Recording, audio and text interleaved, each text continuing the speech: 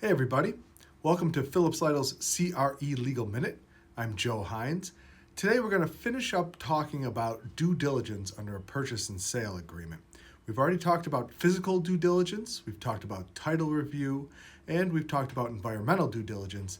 The last item we're going to talk about today is a zoning review. So every property is subject to a zoning code that tells you what uses are permitted and what's not permitted. And it's important to review this code before purchasing a property to ensure that the property abides by the code. This is especially important when we're talking about a change in use or a ground-up development. You need to make sure that your use is permitted under the code. If we're just buying a piece of property and keeping going with the existing use, it's also worth looking at. Sometimes it can be overlooked. People say, look, there's been a restaurant there for 20 years. I don't even have to look at the zoning code, but that could be very penny wise and pound foolish. We want to make sure that there's nothing unique in place.